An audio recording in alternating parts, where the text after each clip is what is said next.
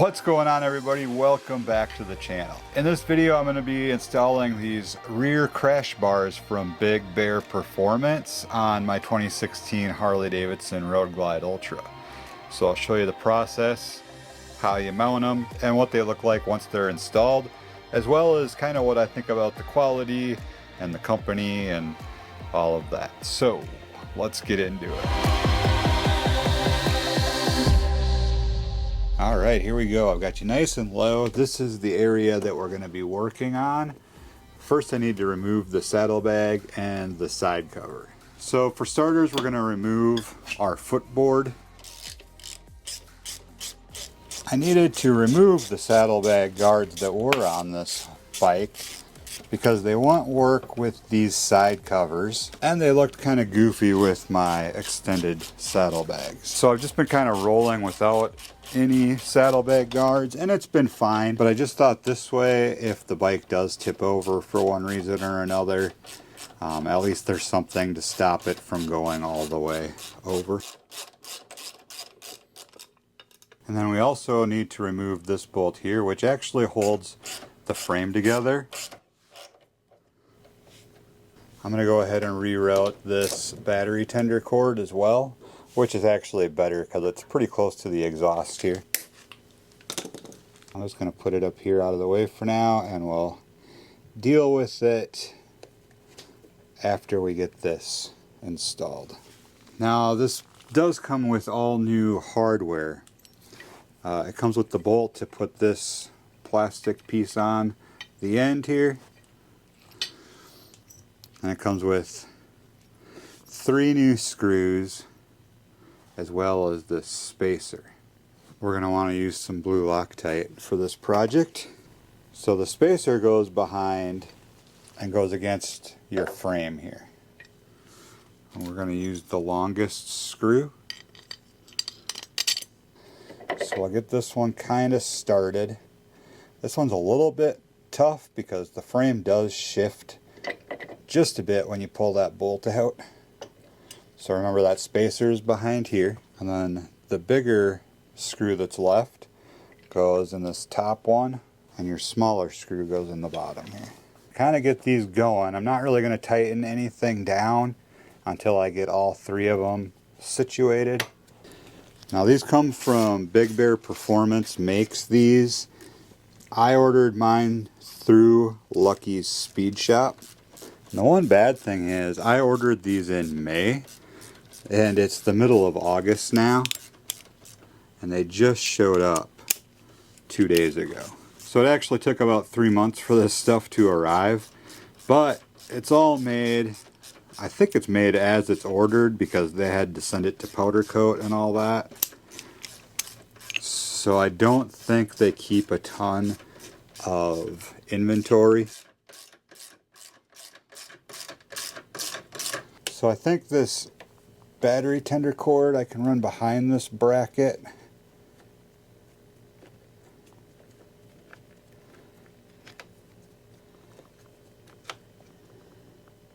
I think I'm just going to zip tie it right around here. Now here I have a big extended side cover, but even for a stock OEM side cover that would come on your motorcycle, you are going to need to make some modifications for it. This piece of the mount right here gets in the way of the side cover. So we actually need to cut out a little bit, and I guess that's the process we're going to do next. So when I did the other side as kind of a test to see how all this works or whatever, this is what worked for me. What we're going to do is get some light shined in here, and then I'm just going to kind of mark with a paint marker on each side of this bracket. And then we're also going to need, for mine, we need to cut out a little notch for this bolt and this edge here. I'll trim a little bit out and then come back and kind of check again to make sure we get this notch for this bolt lined up correctly. So this is a plastic cutting wheel for the Dremel. We're going to try and run pretty slow.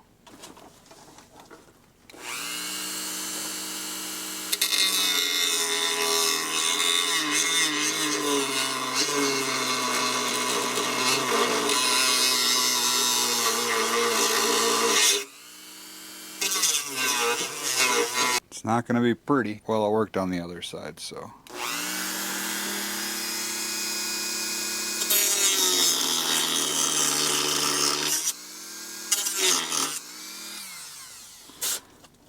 And there's no template or anything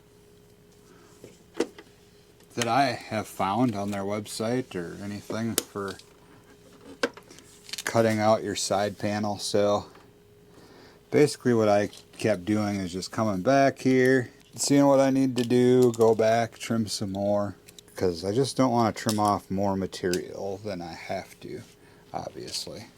So obviously if you have a stock side panel, you probably won't need to remove, won't need to remove as much material, just because it's more narrow. We're looking pretty good here. We need to notch out around this bolt head. So we're going to kind of take out this chunk here, and then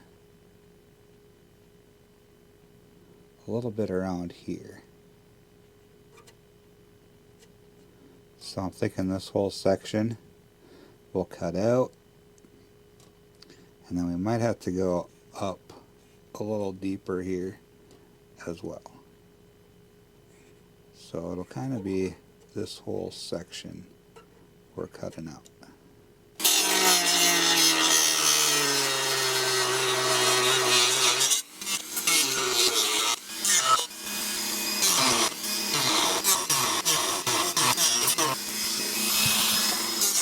And once we get this to fit, we'll try to clean that up a little bit. I don't really have a good tool to get in there and really clean it up nicely.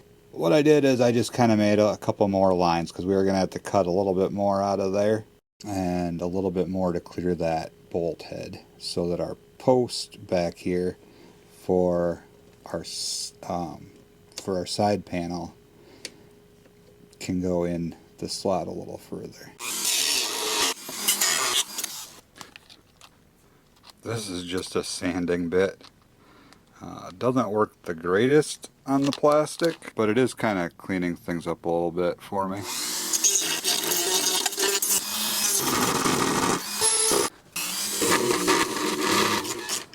You may have noticed we didn't get our footboard back on. I was just seeing if y'all were paying attention or not. When I did the other side, taking that side panel on and off, the footboard was kind of in my way, so I just left it off for this side while I did that. Get some Loctite on here.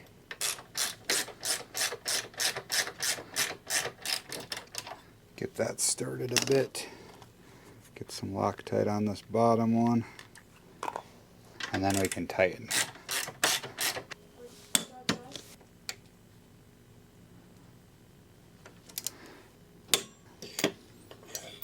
Footboard's back on. We'll get our side cover on, and then we'll see how our saddlebag lines up with our side cover. These side covers you can make adjustments to get them to line up with your saddlebags, which can be a bit of a process. But of course, if you're running an OEM stock side cover, then you don't need to worry about that at all. So basically that's it. That's the process. Do the same exact thing for the other side and you're good to go. So what do you think about these rear crash bars from Big Bear Performance? What do you think about the 3-month waiting period? Ordering them on May 12th and not getting them until August 14th? That's a long wait time. In fact, I actually tried to cancel them at one point because I decided maybe I didn't even want to go that route since it was taking so long. But now that I've got them, they're on the bike, I kind of like them. I can put a link for them in the description. It's not an affiliate link or anything like that, but if you want to check them out, you can go for it. They are a little spendy for what they are, I feel like. But the quality seems really good. They're heavy duty as in how they're made, I think. The welds look good. The powder coat looks good. I think for what they are, they're put together pretty well. So, I'll give you another look. I'm not entirely convinced that they will necessarily protect the extended saddlebags. But like I said, at least if the bike does go down, now it's got the front and rear protection from completely tipping over. And that way it should protect most of the bike anyways. This is kind of what you've got without the end cap. It's just threaded in there. I'm going to put a little bit of Loctite on this bolt. I have no idea what to torque this to, so I'm just going to kind of go tight, I guess.